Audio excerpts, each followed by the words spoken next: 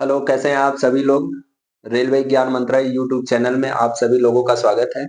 देखिए, RRB JE CBT 1 का exam समाप्त हो चुका है और उम्मीद करते हैं कि आप क्वेश्चंस अच्छे नंबर आप क्वेश्चंस अटेम्प्ट करके आए होंगे विथ एक्यूरेसी के साथ।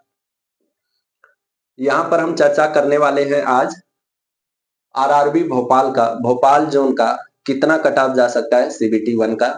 देखिए, कट ऑफ कितना जाएगा बहुत सारे फैक्टर्स पे निर्भर करता है। पहला, कितना वैकेंसी है। दूसरा, कितने लोग फॉर्म भरे हैं।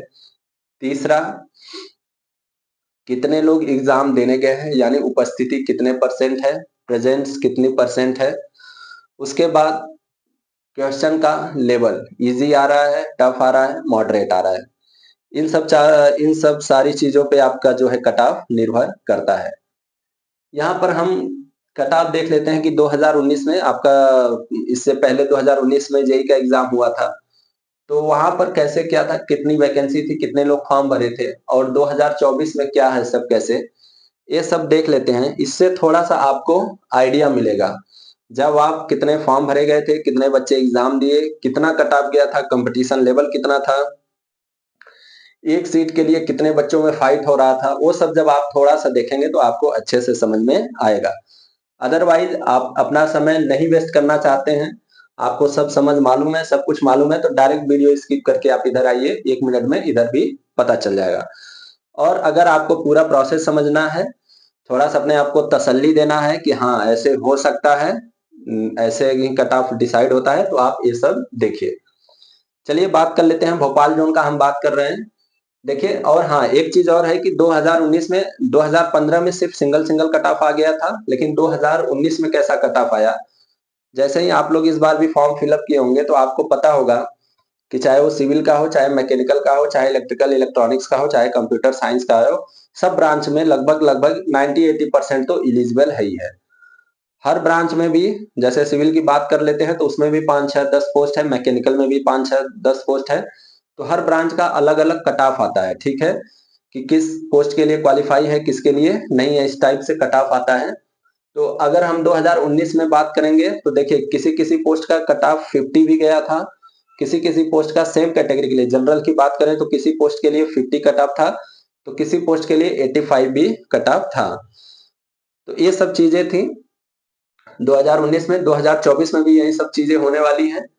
देखिए, बात कर लेते हैं वैकेंसी का। तो 2019 में जो वैकेंसी था, यहाँ जेई 2019 की बात कर रहे हैं, वैकेंसी था 383। फॉर्म जो फिलअप किए गए थे 90,000 के लगभग इस जोन से। जो अटेंडेंस था वो 62.5% था, यानी 62.5% लोग एग्जाम दे रहे थे लगभग लगभग। तो सीबीटी 1 में कितने लोग एग्जाम दिए, 90,000 फॉर्म भरे थे। आपको भी पता है जितने लोग फॉर्म भरते हैं एग्जाम देने नहीं जाते हैं, कुछ एग्जाम छोड़ देते हैं, किसी का फॉर्म कैंसिल हो जाता है, किसी का फॉर्म इनवैलिड हो जाता है। एक्चुअल में जो एग्जाम दिए थे वो 56,250 लोग थे, 56,250 लोग एग्जाम दे रहे थे सीबीटी 1 का। और सीबीटी 2 में कितने जाने थे, 5,745। ये नंबर कहां से आया, तो इसमें आप 15 का गुणा कर दीजिए, जितनी वैकेंसी होता है उसका 15 टाइम्स सीबीटी 2 में जाएंगे।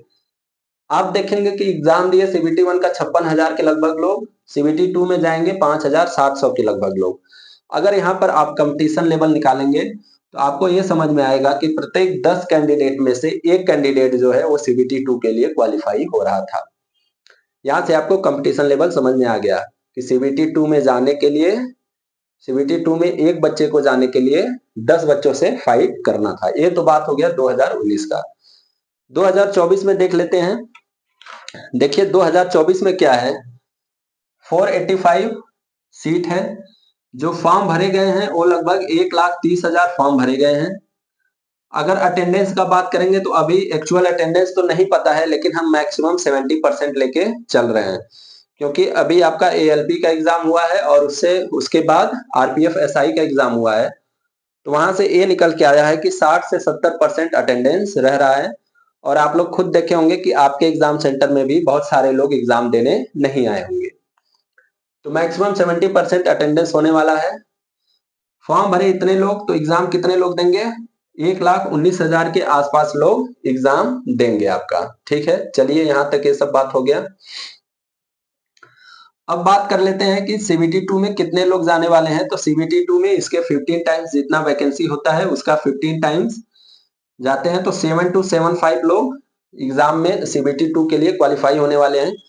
अगर अब आप यहाँ पर कंपटीशन लेवल देखोगे तो आपको ये समझ में आएगा कि प्रत्येक 16 में से एक बच्चा जो है वो सीबीटी 2 के लिए जाएगा।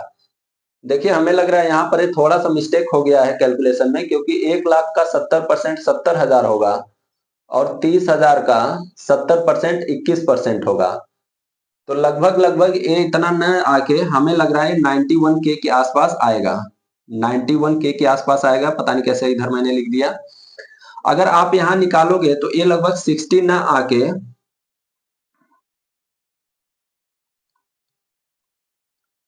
लगभग लगभग 12 से 13 कैंडिडेट में से लगभग लगभग 12 या 13 कैंडिडेट में से एक कैंडिडेट जो है वो सीबीटी 2 के लिए सिलेक्ट होगा। तो यहाँ पर देख लीजिए 10 में से एक जा रहा था, 12 या 13 में से एक जा रहा है। यहाँ पर नंबर ऑफ फॉर्म फिलअप जो है वो कम या बेसी हो सकता है, क्योंकि एग्जैक्ट डाटा तो नहीं पता है, नंबर ऑफ रजिस्ट्रेशन से लिया गया है। चलिए ये सब तो हो गया। आपको यहाँ से समझ में आया होगा कि कंपटीशन वैसे भी ज्यादा है और हर साल तो कट ऑफ बढ़ता ही बढ़ता है, और यहाँ से भी आपको लग रहा होगा। चलिए वैकेंसी का एक बार रिवीजन करा देते हैं। देखिए अनरिजर्व की वैकेंसी है 239, ओबीसी का है 98, एससी का 62, एसटी का 35, ईडब्ल्यूएस का 51। ये जो कट ऑफ है ये आपका किसमें है, आउट ऑफ 100 है, और उसके बाद क्या है, आफ्टर नॉर्मलाइजेशन है। ठीक है, आउट ऑफ 100 और आफ्टर नॉर्मलाइजेशन के बाद ये सब कट ऑफ लिखा गया है। 2015 की बात करें तो 60 गया था जनरल के लिए, ओबीसी के लिए 52, एससी के लिए 44, एसटी के लिए 33 और ईडब्ल्यूएस का नहीं रोल था कुछ भी। 2019 में देखे तो देखिए जनरल का मिनिमम गया था 57 और मैक्सिमम कितना गया था 78। यानी जनरल का जो कट ऑफ था मिनिमम गया था 57। अभी मैं आपको समझा के आया कि कैटेगरी वाइज जाता है, किसी कैटेगरी के लिए कम, किसी कैटेगरी के लिए ज्यादा, और मैक्सिमम गया था 78।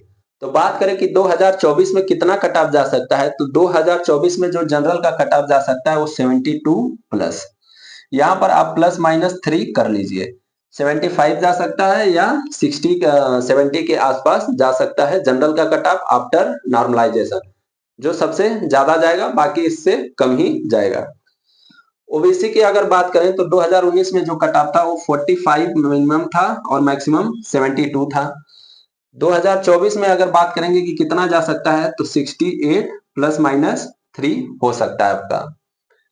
वैसे ही अगर एससी कैटेगरी का बात करें तो देखिए 44 से 68 गया था, मिनिमम 44 और मैक्सिमम 68 था। और अगर इस समय बात करेंगे तो 64 प्लस माइनस 3 हो सकता है। एसटी का बात करें तो देखिए एसटी का 39 और 58 गया था। एसटी का कितना गया था 39 और 58, मिनिमम 39 मैक्सिमम 58। बात करेंगे कि 2024 में कितना कट ऑफ जा सकता है, तो देखिए 54 या 55 प्लस माइनस आप लोग 3 कर लीजिए, आपको अंदाजा मिल जाएगा। ईडब्ल्यूएस का बात करें तो देखिए ईडब्ल्यूएस का कट ऑफ बहुत तो कम नहीं जाने वाला है, ओबीसी के आसपास ही रहने वाला है। तो 62 प्लस माइनस के आसपास ओबीसी का कट ऑफ जा सकता है। तो भोपाल जोन से जनरल का 72, ओबीसी का 68, एससी का 64, एसटी का 54 और ईडब्ल्यूएस का 62 प्लस माइनस वेरिएशन 3 आप लोग लेके चलिए, क्योंकि एग्जैक्ट तो कोई कट ऑफ नहीं बता सकता, वो ऑफिशियल रिजल्ट आने के बाद ही पता चलेगा।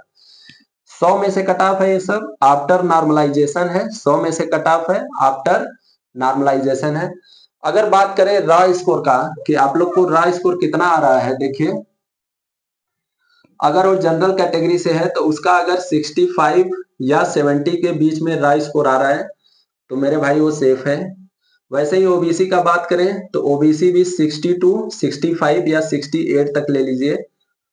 यानी मैं ओवरऑल ये कह रहा हूं ओबीसी जनरल ईडब्ल्यूएस के लिए 60 टू 70 आना चाहिए, और एससी और एसटी के लिए जो है वो 55 टू 60 आना चाहिए। कितना आना चाहिए 55 टू 60 एससी और एसटी के लिए आना चाहिए रॉ स्कोर।